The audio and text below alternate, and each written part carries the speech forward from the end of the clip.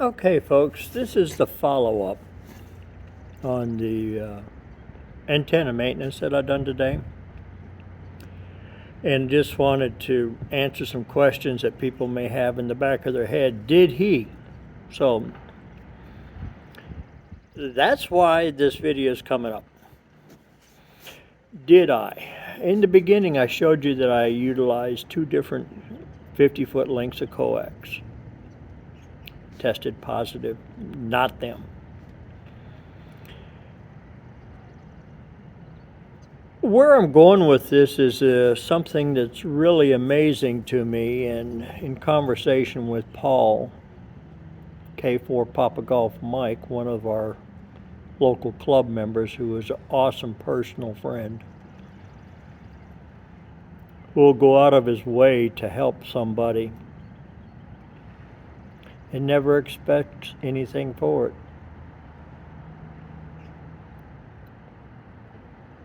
But what we determined afterwards, after I opened up the box here, and if you've seen the first video, you realize there was a lack of communication between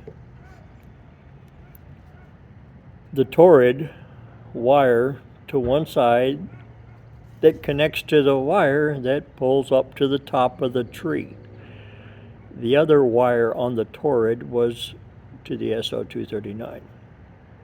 Good to go there.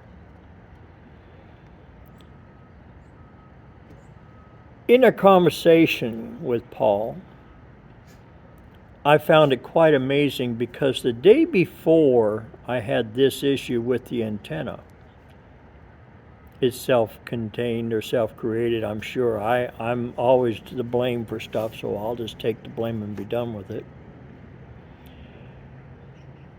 But I had got on the air and tried to do some CW contacts. Nothing for a solid hour. And today I tried again and got nothing, so I got a bad fist, and that's going to be an inferiority complex I guess I'll deal with. But I enjoy CW. To the point that even with parks on the air, I'm not going to go chase a park because I'm looking for more than just that contact right now. I'm looking to grow my experience back into CW. But in talking with Paul, I brought that up about no contacts yesterday, or the day before yesterday. And then yesterday's circumstances that I got 63 contacts. And, well,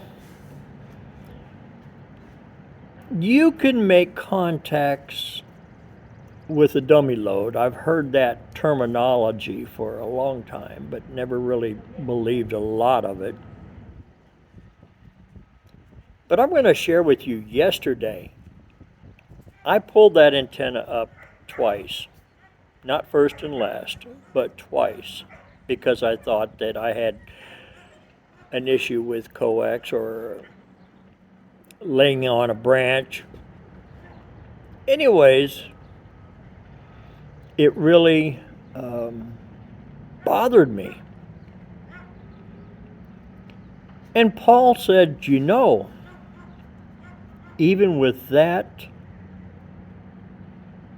connection disconnected, RF that you're transmitting on your radio, and yes, my radio throttled down, which is saving grace of the rig, the FT891. I was still able to make contacts, 63 of them, with an antenna that had an internal issue that I wasn't aware of for 2 days. Now, many of you probably won't admit an error like this. You'll just tuck it under the table and let it go. But I ain't got many days left. And if I can teach somebody by error, then I'm going to show them, because I'm not out for money, folks. Money's just a means of paying for things. I'm out to try to help somebody else that gets frustrated, like, why isn't it working? What am I missing? Well, I just proved a point that you can talk on a dummy load.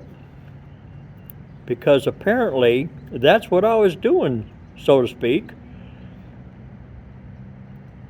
There was no connection to the wire internally that's hanging in the tree except the RF in the box, which is very close to it. When I opened that box up, I physically seen the separation of a wire from the position it's supposed to be solid to. So what RF was going through it got out of the box. There you go. That's it. So if somebody tells you about talking off of a dummy load, this dummy did it. But it's something that's for real, and I'll go back to Raven Rock and see what's going. Now, for those of you asking, did I follow up on testing? Yes. After we had it repaired, it took longer to let the glue dry than it did to do anything else for the repair. But I put it on the analyzer. When I got out here, I put it back in the tree about 30 feet up.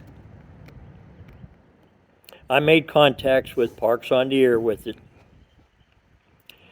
But I tested it with the analyzer and at 1 to 1.2 on 40 meters and pretty much on the rest of the bands. I don't test it on 17 because the antenna was not designed for 17.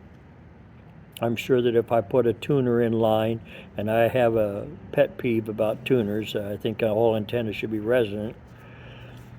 But that's just me, so it's okay.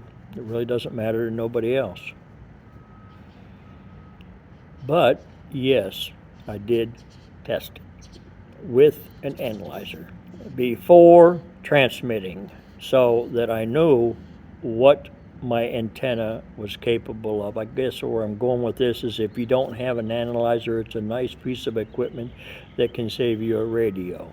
You look at the price of a radio versus an analyzer. Which one would you rather replace? Which one gives you joy?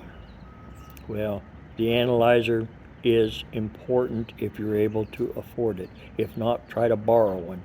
In the club, I've told anybody and everybody in the club, if they need me to come over, I will put the analyzer on their system. I won't leave it,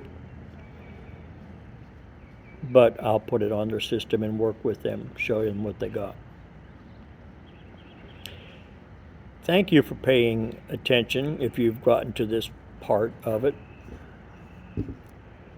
I enjoy ham radio, and I want to help others. But I don't have all the means available anymore. Paul, thank you. If you're listening to the video, I appreciate you being there, allowing me to come to your shop, or shed, or shack, or whatever you wish to call it, and that we can do the small things to keep an antenna back on the air. So, y'all have a blessed day. I'm going to go try to figure out why nobody wants to talk to me on CW. I don't believe my fist is that bad. Have a great day. November Charlie for X-Ray Lima. Dom, the darling old man in North Carolina, wishes you all a blessed day.